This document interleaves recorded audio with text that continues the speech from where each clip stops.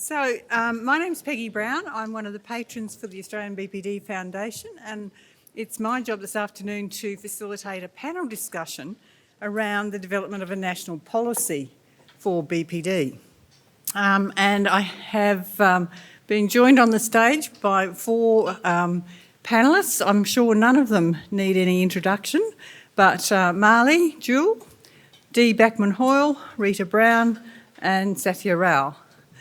So I thought the way we might work this afternoon a little bit different to the other sessions that have been happening prior to afternoon tea was I'm going to actually throw some questions at the panellists and see where we get to.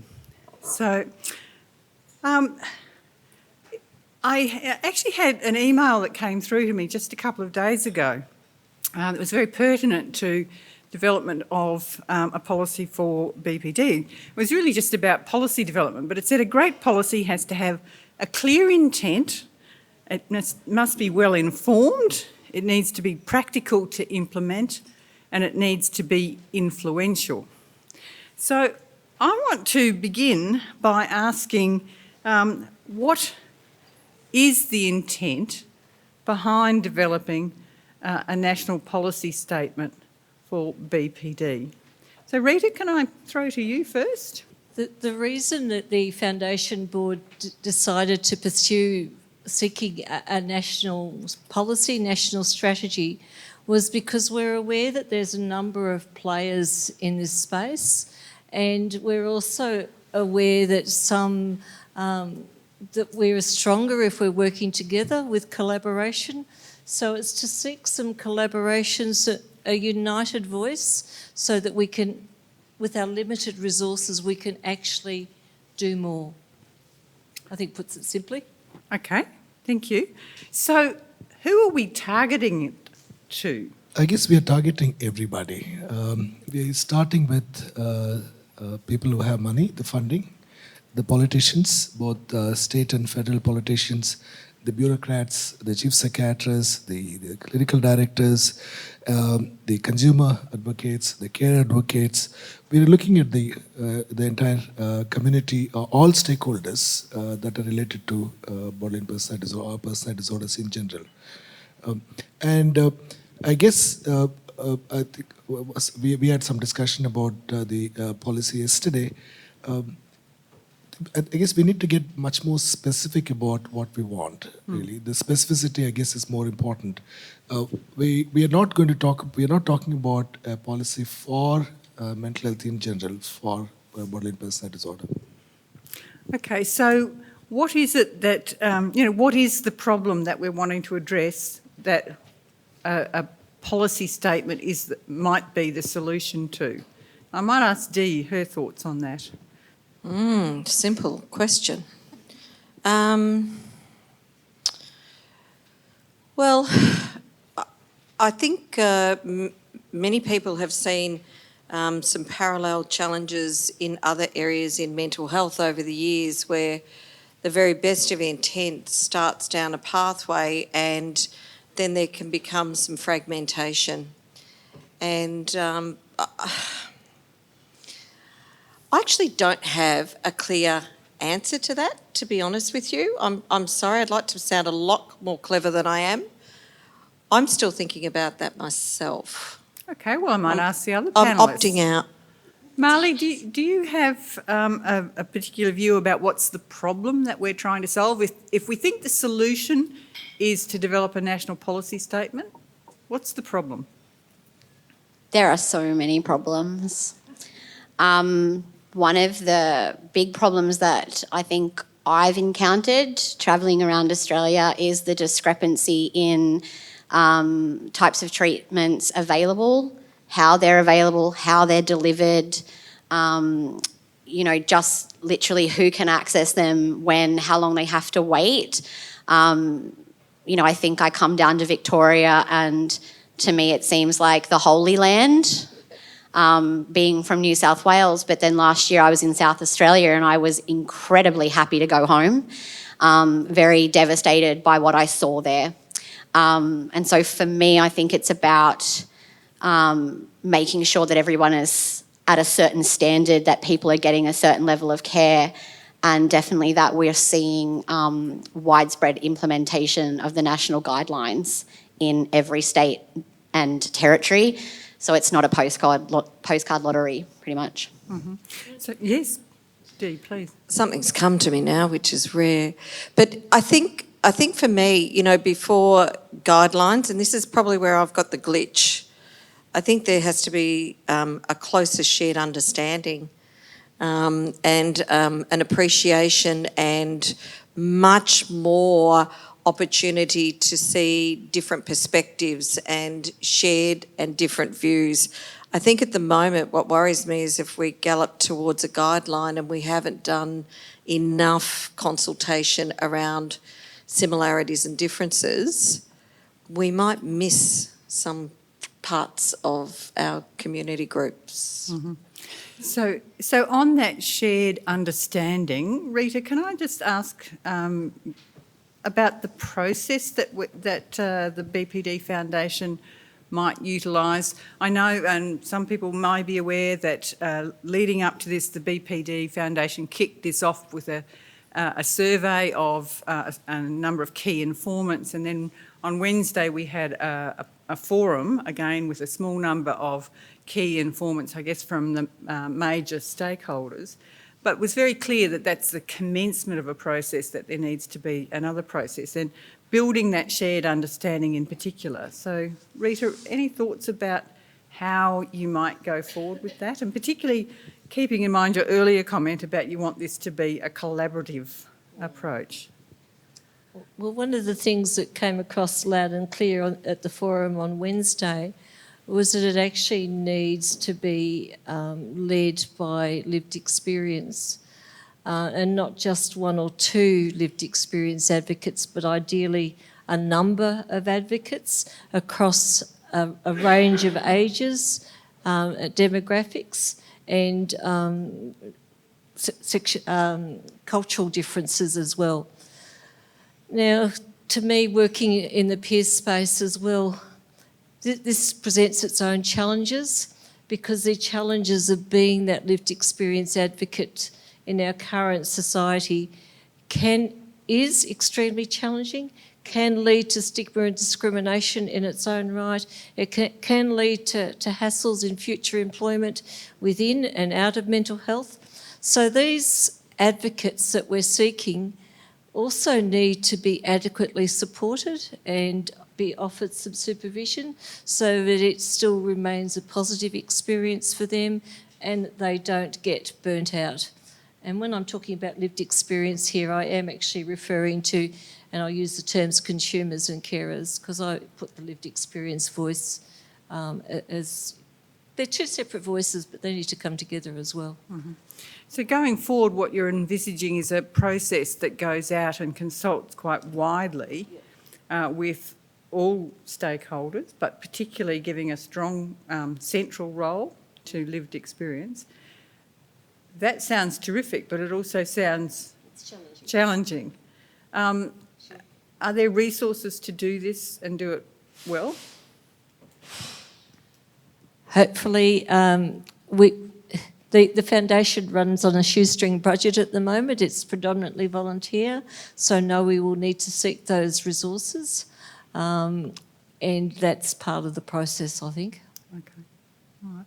So, Sathya, I wanted to ask you, the reference earlier on and Mahlie's answer around wanting to see that people can access treatment that's appropriate, etc. I want to try and clarify in my mind, and hopefully for others as well, what you see as the distinction between what might go into a policy, a national policy statement, and the clinical practice guidelines. What's the difference? I guess the national policy would address a few. Probably I'll go back and answer the previous question a little more. Sure. As to what is the actual problem we are trying to address. I believe even to this day there are thousands and thousands and thousands of people, even in Australia, who are not even having not even being diagnosed yet with the problem. So therefore, they are silently suffering, are probably blaming themselves. So first of all, to raise the awareness and remove the stigma and discrimination at the first cut. And therefore, so the borderline personality disorder is well known to the general community. Second, we need to have a national training framework. We have an entire generation of clinicians who are not trained how to respond, how to work with people with borderline personality disorder. And also train the future generation. So we need to go to the universities and the colleges and the schools and psychiatrists, psychologists, nurses, and all disciplines. So there needs to be a clear revision of curriculum so that people could be trained. So once we have a national, a trained workforce nationally, and we have addressed the stigma and the discrimination, then we can talk about what sort of treatments and what sort of access, how can we improve the access. And access needs to be right from the primary sector. General practitioners picking up the diagnosis, screening, then they have someone to refer to. Right now, even the GPs make a diagnosis, they don't have anybody to refer to. So we need to train up the private psychologists and the public psychologists and the public sector mental health clinicians, both private and public sector across the board, and have specialist centers so that there's a clear stepped pathway. Again, we don't need to have one treatment which fits everybody, like DBT or MBT. We can have a stepped approach of brief interventions and common factors approach and specialist treatments. So we need to have a clearly articulated model of care. Like for schizophrenia, bipolar disorders, we do seem to have, although we have problems, but at least we have a model of care. We all understand what to do. For borderline personality disorder, we don't know what to do. An average clinician in the mental health services, they don't understand what to do. So when you don't understand, when you don't have the knowledge and skill set, then you resort to stigma and discrimination, perhaps. That's my hypothesis. I was a clinician who did not like to work with people with borderline personality disorder 20 years ago. I'm very happy to say that. But I got trained. Training is what changed my trajectory. Now I exclusively work with people with borderline personality. That change is not because of anything but because of training. So I am very passionate about training up every mental health clinician. So you're advocating for addressing stigma and discrimination, you're advocating for training, and you're advocating then for models of service to improve access. Correct. But the detail of some of what is the appropriate treatment will be clinical practice guidelines rather than the policy. And the actual research findings and what the current evidence base is to date, and also the voices of the consumers and carers. Taken together, we could come up with clear guidelines. Of course, also in the other problem we need to address is the peer workforce. We don't have a clear statement about the peer workforce and the need for the carer inputs. Okay.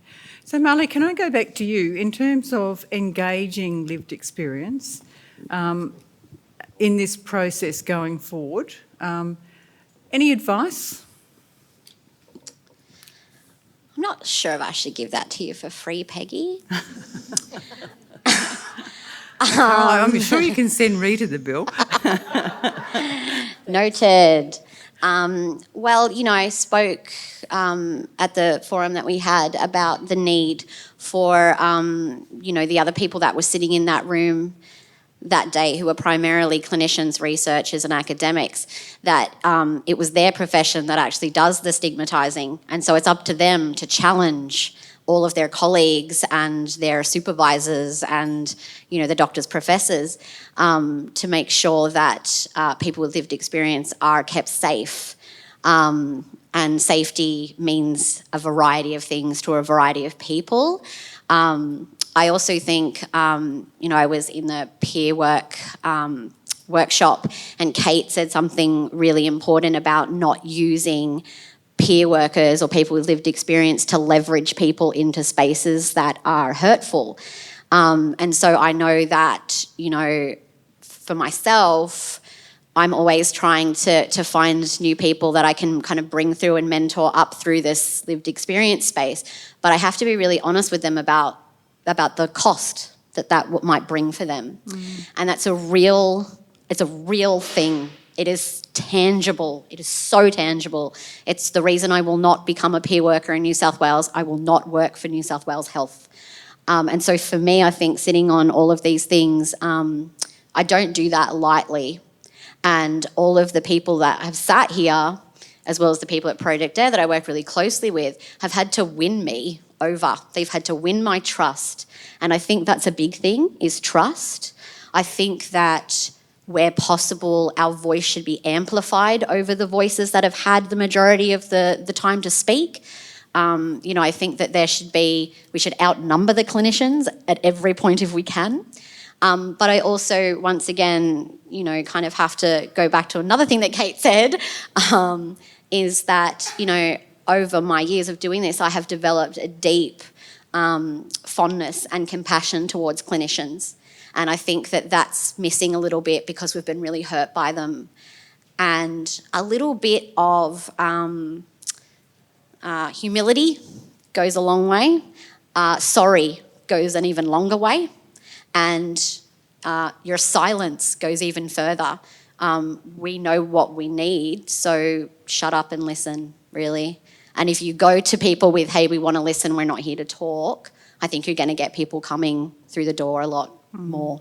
But it can't be tokenistic, as you know. There needs to be follow-up. We should be paid for every time we sit in a space, because what we're giving is way more than what, I believe, someone in a paid role as a policy officer is giving, because it's coming from here. So, yeah, I think there are ways, but it's about trust, and it's about that therapeutic alliance, actually. You need to build a therapeutic alliance with the people that you're working with. Thanks, Mahlie. I think that's really helpful and really informative as the foundation thinks through how they're actually going to take this development forward. Dee, perhaps I can come to you. You've got a couple of decades of advocacy in the mental health sector. I guess particularly if we're thinking that one of the target audiences for the policy statement might be government and ministers and chief psychiatrists and mental health commissions, I guess one of the things is that we need to try and keep it impartial and apolitical. Are there any tips you might give us, or what do you think the challenges are in that space, particularly if we're talking about trying to go to 9 ministers who we know come from different political persuasions at any given point in time? I don't think there's been terribly many points in history where the whole country happened to have the same party in government. Now I'm going to potentially speak from a very personal opinion. I think the health of our political landscape at the moment isn't so healthy. And I think that we are seeing more of the career politicians. And so we're less likely to get influence at a bipartisan level, because we're needing to engage with the ego of individuals very often before we can go to alignment to party messaging, which is very, very challenging.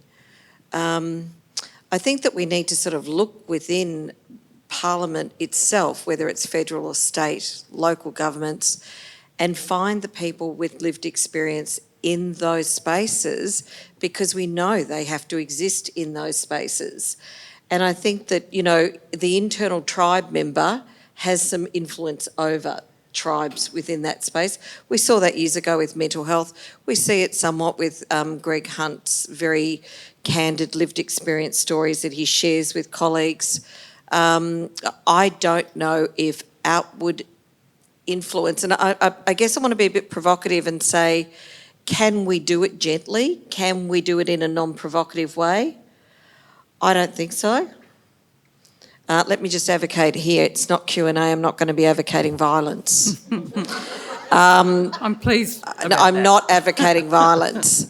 But I think it's time for sort of scratchy conversations and candid conversations and conversations that get people to sit up and listen. And I guess my challenge with policy is policy doesn't guarantee behavioural change, and it doesn't change context and culture unless the policy has a value proposition for individuals that will get to apply it. And dare I say, dollars will be one of those influences. If compliance to policy means greater funding pool, measure those that apply the policy and reward them for good practice in the policy. Okay, so if we do want this policy statement to be influential, we need to have a pithy message. So what's your one key message? Sathya? I would say access, access, access, and access. And that access is designed by consumers, carers, and clinicians together. Okay, Rita? That everyone impacted by BPD, affected by BPD, we had a great discussion about the use of some language on Wednesday, has got the right to live a meaningful life, what's meaningful for them. Okay. Dee? I think humans are hurting, and it's time to care for them, whatever response that's going to be, whether or not it's pain through living with BPD. It's time to bring humanism and humanity back to the surface. Mm-hmm. I think two things. I think choice, the right to choose, and I think the right to access culturally appropriate services. And when I say culturally appropriate, I don't just mean race or religion. I mean as in I have the right to access a clinician who has a lived experience and they should be available for me, if that's my choice. Okay, so some really pertinent points there that speak to, I guess, what the policy statement might want to very clearly convey. If I put myself in the position of a receiving health minister, for example, and I don't wish to do that, but you know, just thinking about a health minister that the foundation and the collaborative might approach with the policy statement. I know health ministers or politicians in general sometimes get a bad rap, but they generally go into it with a good intent. What do you think they want to achieve, and how might we better understand what they want to achieve so that we can get our policy statement and our message to line up with what they want to achieve? Sathya? Oh, well, Dee? Sathya? Sathya. I think one of the discussions which come up whenever we have approached politicians is what is so special about borderline personality disorder? You know, why it is just another mental health condition? Why can't we're already putting in so much of money into mental health? Why can't we just train up the current clinicians and ask them to work with people with borderline personality disorder? So that's a very challenging question, and it can be hard to answer that question. The answer that I have is that yes, that's what should happen. But right now we are not there yet. We need a body, and we need some clinicians who are much more specialized, and opening the doors. There needs to be some concerted effort that needs to be done, and the clinicians need to be trained up. Only then things can change. So right now, as it is, if you're just putting a little more money is not going to change the scenario. Mm-hmm.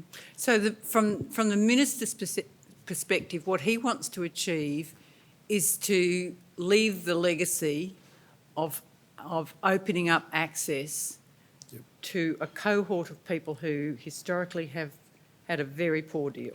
Yep, that's right. Okay. Any other perspectives on what the ministers might want to achieve that might help us think about how we take this work forward?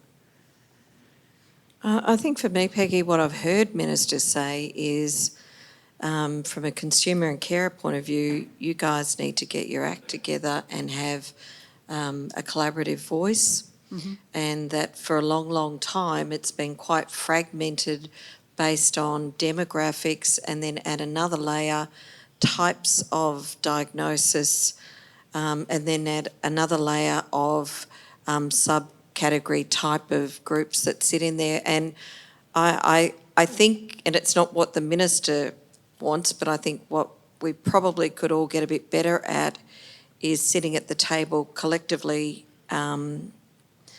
as advocates and saying, how do we see this all divvying up right now? Does it feel fair?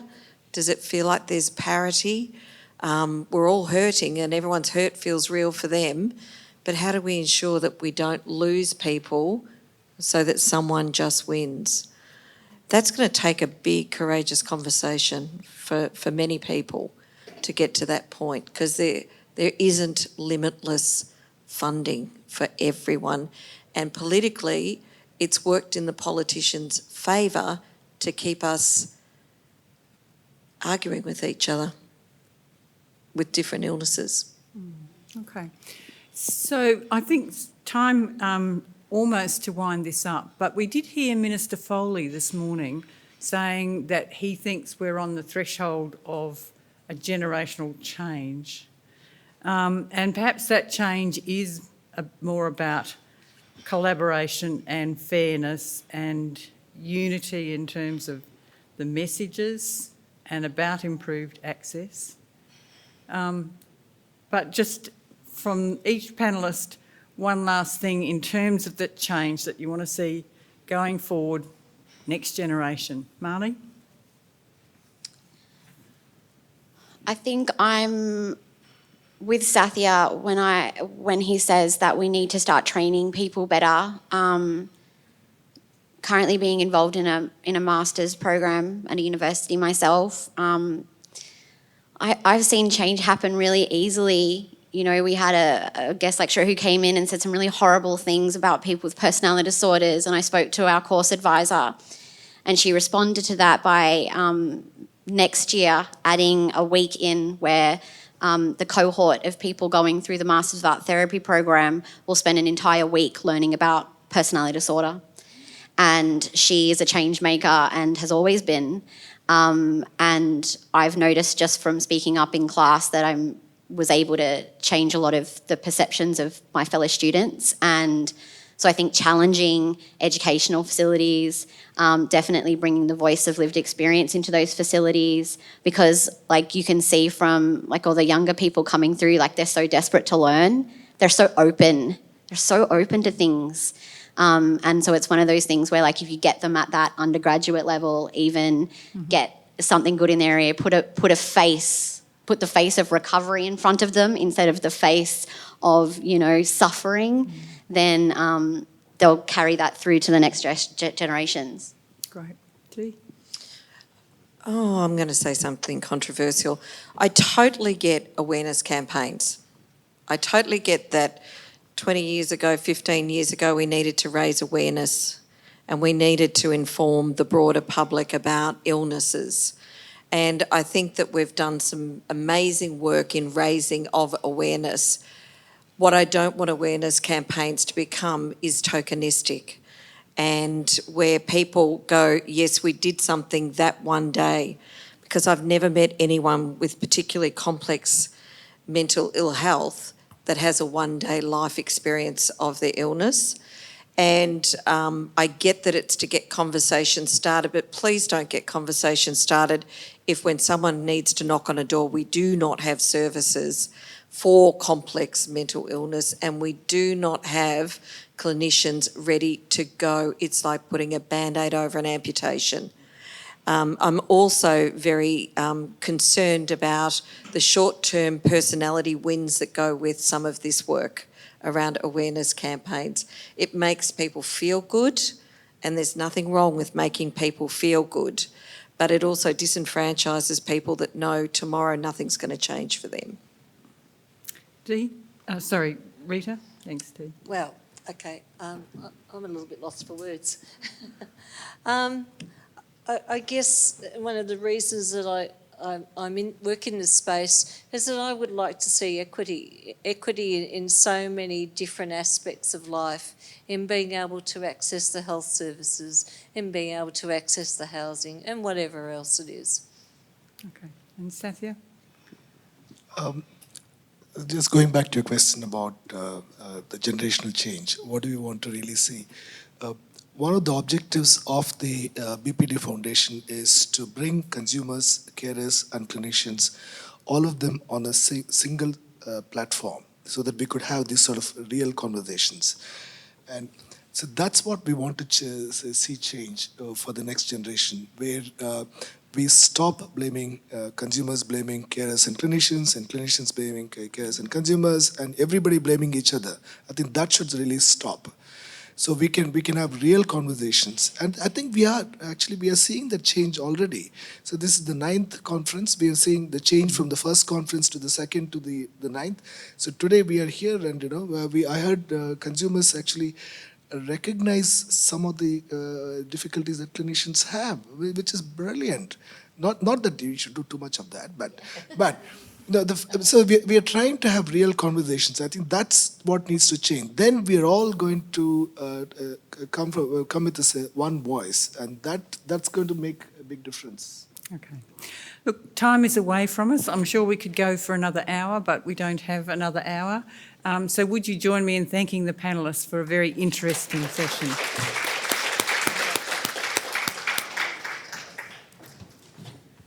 Oh, look at me. 1 minute I'm there, next minute I'm here. Astral travelling. So much fun. Okay. What a day. What a day. I don't know about the rest of you, but has it gone really quickly? Does it feel like it's gone really quickly? I'm hoping that each and every one of you has got something of value, something special that you've heard, something special maybe that you've shared, something that's making you potentially rethink or add thinking to what's going on already for you. Can I just again acknowledge all of the fantastic sponsors that were part of the day and how brilliant it is to have that sponsorship. Can I also acknowledge everyone who participated as a support person, who happens to be one of those people with the big round stickers on your shirt. Take them off before you get on public transport, because you will find new friends. Can I also acknowledge the board, all of the contributors to the Borderline Disorder Foundation, and a special thank you to all of those people. I am going to ask that Sathya come up now, perhaps.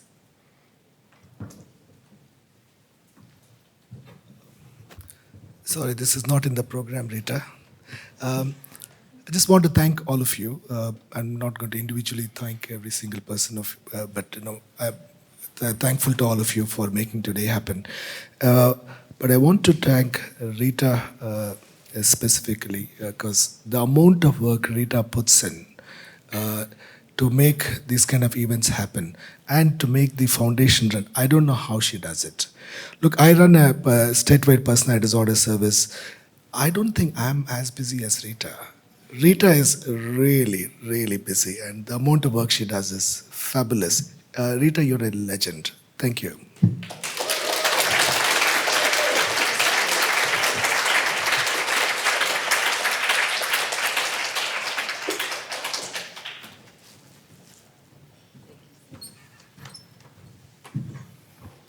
Finally, can I thank each and every one of you? Today is a precious day.